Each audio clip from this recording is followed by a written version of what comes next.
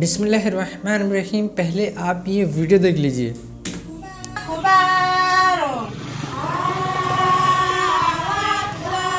السلام علیکم السلام علیکم اللہ اکبر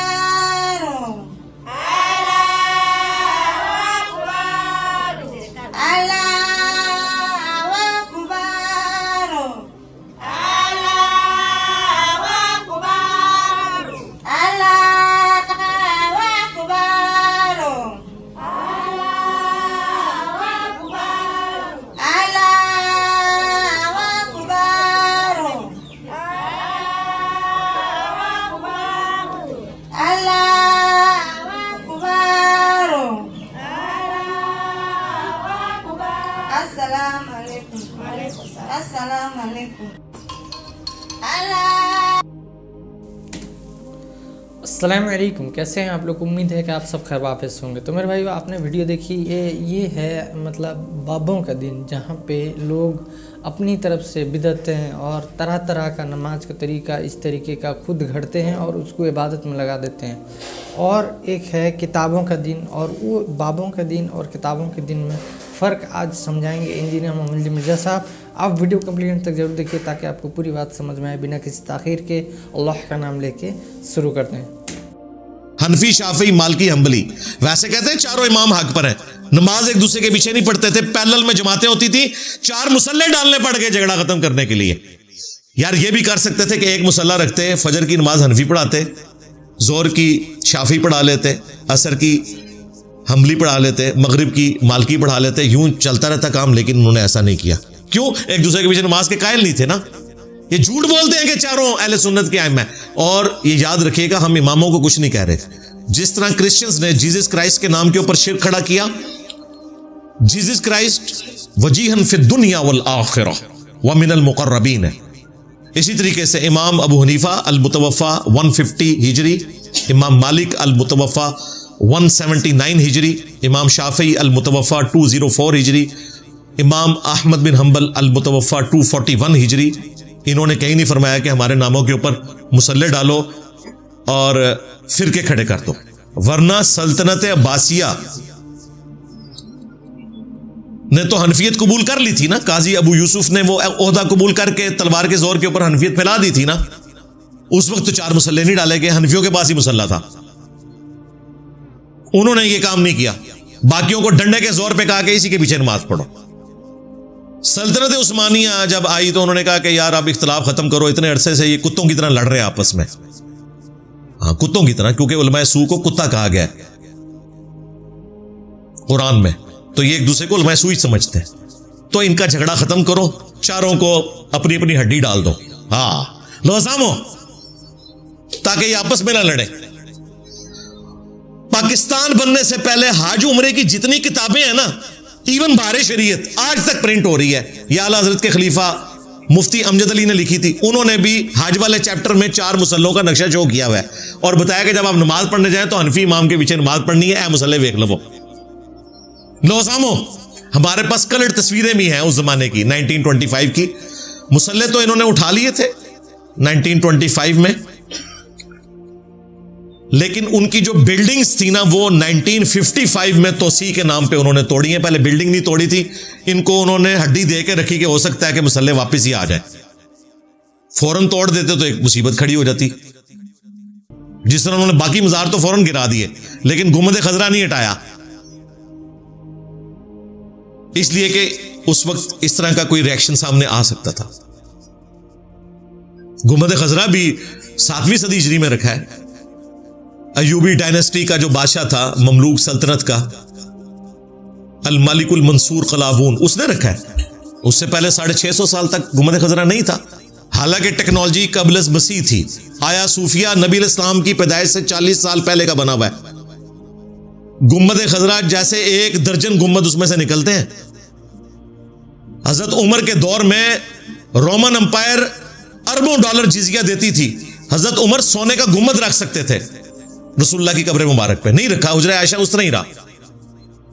اس کے بعد اموی خلیفہ عبد الملک بن مروان کے دور میں، نبی الاسلام کی وفات کے آلموسٹ آپ سمجھ لیں 60 साल के बाद डोम ऑफ द रॉक उसने बनवाया यरूशलेम में, कुब्बतुस सखरा, वो जो गोल्डन डोम है जहां से नबी इस्लाम मिराज पे तशरीफ ले गए थे, उस चट्टान के ऊपर बनाया। लेकिन उसने कब्र रसूल पे गुंबद नहीं बनवाया। उसे पता था कि सही मुस्लिम की हदीस है, उस जमाने में तो मुस्लिम शरीफ नहीं थी लेकिन हदीस तो मौजूद थी, मैं तुम्हें मना करता हूं कब्रों को पक्का करने से, इन पर इमारत बनाने से और इन पर बैठने से। 650 साल तक मुसलमान बचे रहे और फिर 678 हिजरी में जाके ये बिदत की एक सुन्नी बादशाह ने, मलिकुल मंसूर कलावून सुन्नी था, बाद लोगों ने कहा कि ये शिया था, और मैंने भी एक लेक्चर में बयान कर दिया था भाई ये सुन्नी था, अयूबी डायनेस्टी का था, ममलूक एम्परर था ये। और उसी सदी में दूसरी बिदत शुरू की अल मलिकुल मुजफ्फर ने, वो भी अयूबी डायनेस्टी का ममलूक एम्परर था। 630 हिजरी में उसने ये 12 रबीउल अव्वल वाला जो एक मामला है, ये मिलाद का काम शुरू किया और फिर इसको गोद ले लिया सल्तनत उस्मानिया ने। उन्होंने 12 रबीउल अव्वल की छुट्टी भी डिक्लेयर कर दी बाद में, और यूं ये सारे का सारा सिलसिला चला। तो ये उलमाए हरमैन से मुराद हैं सूफी उलमा जो पहले के थे। अब वहां पे सऊदी हुकूमत आई, उन्होंने चारों मुसल्ले इनके खत्म किए, और देखे सुन्नत के मुताबिक इमाम को उन्होंने खड़ा किया मकाम इब्राहिम पर, वत्तखिज़ू मिन मकाम इब्राहिम मुसल्ला। ऐसी बदबख्ती थी इनकी, मकाम इब्राहिम के ऊपर इनका मुसल्ला नहीं रहा। चारों मुसल्ले मकाम इब्राहिम से हट कर थे, क्योंकि सबकी ख्वाहिश थी कि हमारा मुसल्ला लगे। उन्होंने कहा किसी को नहीं देते। अब मकाम इब्राहिम पे इमाम काबा खड़े होते हैं अल्हम्दुलिल्लाह।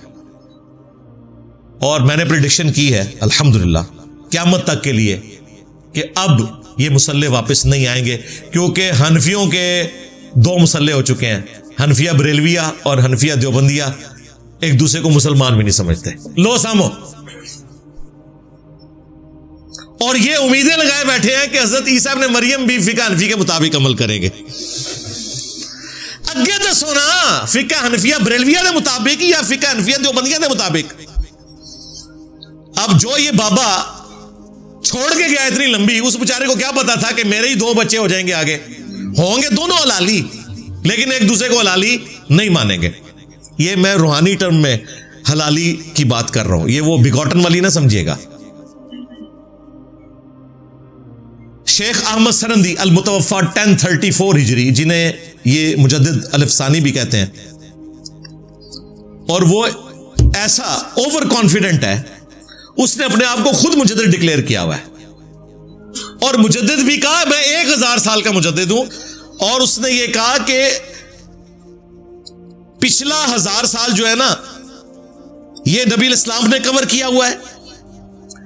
1000 साल के बाद किसी ऐसे बड़े मुजद्दिद की जरूरत है जो उलुल अज़म पैगंबरों का नायब हो।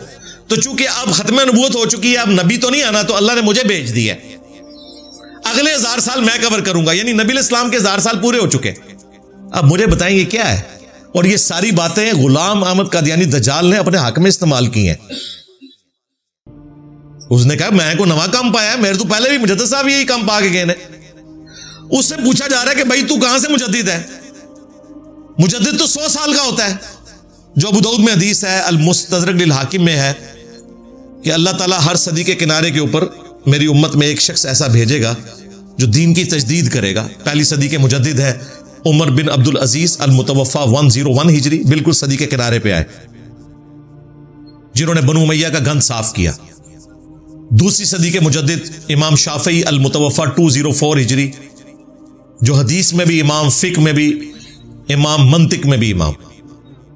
उसके बाद फिर इख्तलाफ शुरू हो गया, हर एक ने अपने अपने मुजद्दिद बनाए हुए, और आखिरी जो मुजद्दिद होंगे वो इमाम मोहम्मद बिन अब्दुल्लाह अल महदी होंगे, उनके ऊपर भी इत्तफाक है।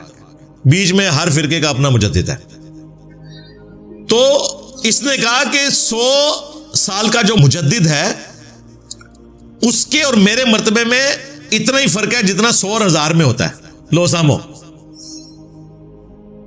ये कुरान हदीस बयान हो रहा है। और एक हदीस पूछी कि ये भी 1000 साल का मुजद्दिद कितों कट लिया तू? उन्हें क्या 100 तो बाद चुके 1000 आंदा है, तो मैं भी 1000 हो गया वहां।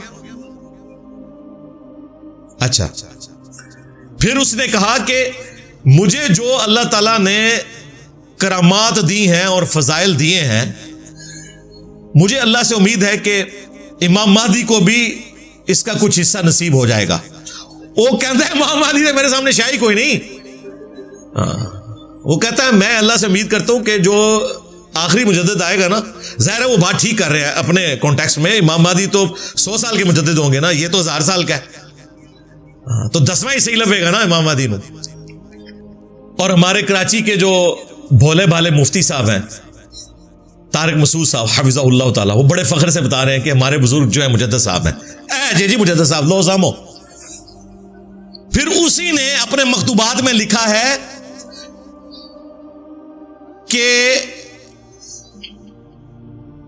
ہمارے بزرگوں نے کشف کے ذریعے دیکھا ہے کہ جب قرب قیامت میں عیسیٰ ابن مریم اتریں گے تو فقہ حنفی کے مطابق عمل کریں گے. پھر اس کو کہ یار لوگ تو پھر ہمیں کرٹیسائز کریں گے کہ تم نے ایک پیغمبر کو ایک امتی کے انڈر دے دیا ہے. پھر ان کا نہیں، وہ اجتہاد کریں گے، ان کا اجتہاد امام حنیفہ سے میچ کر جائے گا. اور امام حنیفہ کا اجتہاد تو آج ہی فارغ ہوا پہ ہے، ایک والا نکالا ہے میں نے ان کا نس کے جے. ہم کہتے تھے ابو حنیفہ کی کوئی کتاب دکھاؤ رحمہ اللہ تعالی، یہ کہتے تھے ہے نا الفقہ الاکبر. کتاب کیا پڑی ہے اتنی سی، 20-25 صفحوں کی کتاب ہے الفقہ الاکبر. فقہ اصغر ہوتی ہے جو فروعی معاملات ہیں، اور فقہ اکبر جو ہے وہ کہتے ہیں عقیدے کو. الفقہ الاکبر کا مطلب یہ نہیں کہ کوئی فقہ کی کتاب ہے، مراد یہ کہ اس میں عقیدے بیان ہوئے ہیں، عقیدوں کی کتاب اتنی سی پڑیا. اس کے پہلے صفحے میں لکھا ہوا ہے کہ رسول اللہ کے والدین حالت کفر میں دنیا سے گئے، نعوذ باللہ نعوذ باللہ. اس پر ترا یہ کہ ان کے ملا علی قاری نے المتوفا 1014 ہجری باقاعدہ اس عقیدے کا دفاع کیا. جب لوگوں نے اعتراض کیا کہ حضور کے ماں باپ کو تم لوگ کافر کہہ رہے ہو، اس نے دفاع کیا. ایک انہوں نے کتاب لبی سی. اب ان کے چھوٹو مولوی آگے کہہ رہے ہیں کہ یہ کتاب ثابت ہی نہیں ہے، یا اگر ثابت ہے تو یہ والا حصہ امام حنیفہ سے ثابت نہیں، اور سب کچھ ہی کوئی نہیں ثابت ہے. ایک وہ سیدھے طریقے نال مشکل نہ تو کتاب لاب کے دیتی سی کہ اہل حدیثاں نے متھے مارو کہ لو ساڈے امام دی کتاب. اہل حدیث کہتے تھے نا باقی 3 اماموں کی تو حدیث کی کتابیں ہیں، مسند احمد ہے احمد بن حنبل کی، الموطا امام مالک کی، مسند شافعی امام شافعی کی، صحیح بخاری امام بخاری کی، مسلم امام مسلم کی. تو تواڈے امام دی کتاب کتوں ہے؟ میں اتنی مشکل ہے لب کے دیتی ہے، اے اتوں ہی نس گئے نے. وہ کہہ رہے نہیں، ہمارے اعلیٰ حضرت نے کہا ہے کہ بس اس میں مکسنگ ہو گئی ہے. اعلیٰ حضرت کو نہیں ہم مانیں گے. اعلیٰ حضرت کے ابے نے، روحانی ابے ملا علی قاری نے دفاع کیا ہوا ہے الفقہ الاکبر کا. اعلیٰ حضرت تو شاہی کوئی نہیں ملا علی قاری کے مقابلے پہ. لو سامو دیکھو ان کو ان کی گمشدہ چیزیں بھی میں دریافت کر کے دے رہا ہوں. میں کتنے عرصے سے ان کو کہہ رہا تھا کہ بابا لبو جڑا اڑتا ہوئے، بابا لبو جڑا اڑتا ہوئے، کدے ایتھے نسدے سے کدے وہ بھی لب لے جے. میں پیر ظہیر الحسن المعروف بگوڑے شاہ، ہاں اس نے خود کہہ کہ میں منار پاکستان سے اڑ کے بتاؤں گا. سٹو انہوں، ہاں میں بابا لب لیا جے. پہلے میں کہنا تھا نا میں بابے مار دیتے، ایک کا زندہ جے میں لب لیا جے. وہ بگوڑے شاہ جے انہیں آپ کہہ کہ میں اڑ سکنا وا منار پاکستان تم انہوں تھلے سٹو. تو یہ کہہ رہے تھے بابے آج کل بھی ہیں، وہ اللہ کے حکم سے پردے میں ہے. میں پردہ چاک کر دیتا ہے، بندہ کٹ لیا جے انہوں زبردستی لیا جاؤ منار پاکستان تو سٹو انہوں. وہ کہتے ہیں میں آگی چ بھی بچ جاؤں گا، میری مچھ کا بال بھی نہیں سڑے گا.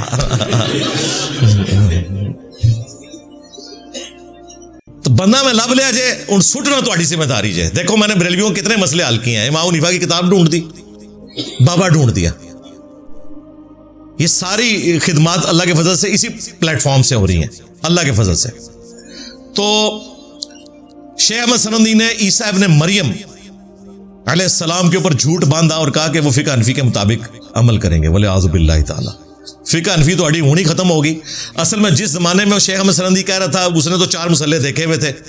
انہوں نے کہا کہ اینڈ تے آگے حضرت عیسیٰ ابن مریم ساڈا مسئلہ رکھن گے، باقی ختم کر دیں گے. ان کے پتہ سی کہ پہلے ہی ختم ہو جائے گا. ٹھیک ہے.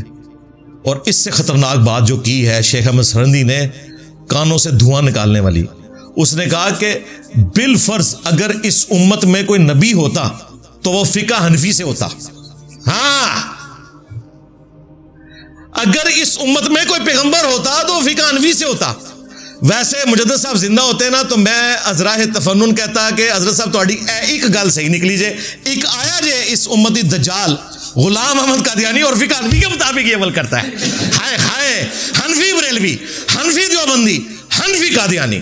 قادیانی فقہ میں حنفی ہیں, ان کے نام نہاد خلیفہ نے ویڈیو میں ریکارڈ کروایا کہ ہم حنفی ہیں. We follow generally Imam Abu Hanifa's fatwa were very largely accepted by the Ummah, and unless we find reasons to disagree with him, we would generally follow the Fiqh Hanafiya. Investigate personally directly. The overbearing principle should be that you follow Hazrat Imam Abu Hanifa. This is the entire attitude of Jamaat Ahmadiyya. ہم اور ہمارے students بخاری مسلم میں لکھے ہوئے اہل سنت کی جو منہج کی کتابیں ہیں, نماز کے طریقے پر عمل کرتے ہیں, رکوع میں جاتے وقت اور رکوع سے اٹھتے وقت رفع الیدین کرنا, جبکہ تمہارے بزرگ بغیر رفع الیدین کے نماز پڑھتے تھے. قادیانی بھی حنفی تھا, رفع الیدین نہیں کرتا تھا, اور حنفی بریلوی, حنفی دیوبندی بھی رفع الیدین نہیں کرتے. اس سے بڑھ کر ان کے جو غوث پاک ہیں عبد القادر جیلانی المتوفی 561 ہجری, انہوں نے غنیت الطالبین میں نماز کا طریقہ وہی لکھا جو بخاری مسلم میں ہے. غوث پاک کی 11ویں کھا رہے ہیں یہ کسی 11ویں پر حلوے کے ساتھ ایک پیج فوٹو کاپی کرا کے, پیج نمبر 40 قادری پبلشرز کا غنیت الطالبین کا ترجمہ بھی رکھ کے دو, اودے چلوا رکھ کے دے دو. چلو حلوے تو بعد پڑھ لیں گے, انہیں دے مطابق عمل کرنا ہے. اور ان سے بھی بڑے صوفی بزرگ امام محمد غزالی المتوفی 506 ہجری, انہوں نے کیمیائے سعادت میں نماز کا طریقہ وہی لکھا جو بخاری مسلم میں لکھا ہے, رکوع میں جاتے وقت اور رکوع سے اٹھتے وقت رفع الیدین. اور یہ لوگ اگر کوئی رفع الیدین شروع کر دے تو اسے کہتے تھے ان قریب قادیانی ہو جائے گا. اوے قادیانی تھوڑے پر آ جائے, حنفی بریلوی, حنفی دیوبندی, حنفی قادیانی. اور یہ نہ سمجھیے گا میں ان کو چھیڑ رہا ہوں, یہ گالیاں دے رہا ہوں, نہیں, یہ گالیاں ہمیں دیتے تھے. اب یہ آگ ہم ان کے گھر میں لگائیں گے کہ ایک غریب تو بدتمیز. پہلے کہتے تھے جی بت رکھ کے آتے تھے اس لیے رفع الیدین ہوتا تھا. رفع الیدین کا انہوں نے مذاق اڑایا. آپ پتہ کیا کہتے ہیں, سارے طریقے ثابت ہیں, رفع الیدین ہے ہی سنت ہے نا. اچھا رفع الیدین اگر سنت ہے تو مسواک بھی سنت ہے, چھوڑ دو اس کو بھی. پیلی چپلیں بھی تم نے خود سے سنت ڈکلیئر کی ہیں, چھوڑ دو اس کو بھی. پگڑی بھی سنت ہے, چھوڑ دو اس کو بھی.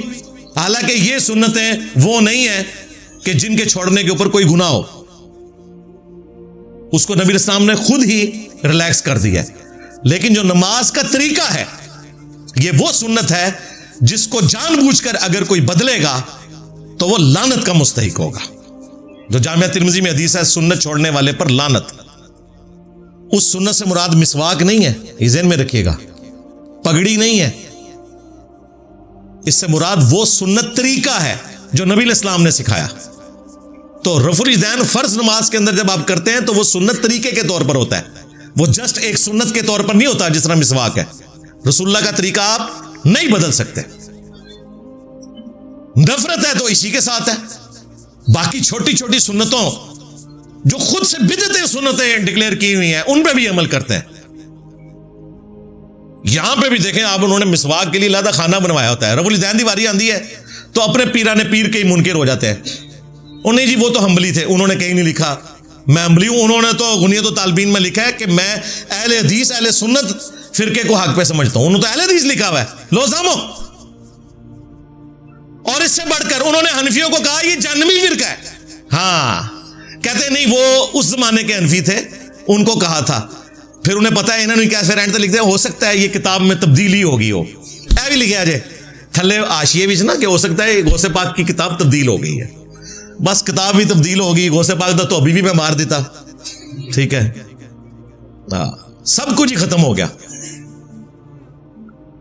تو یہ دین تصوف تھا.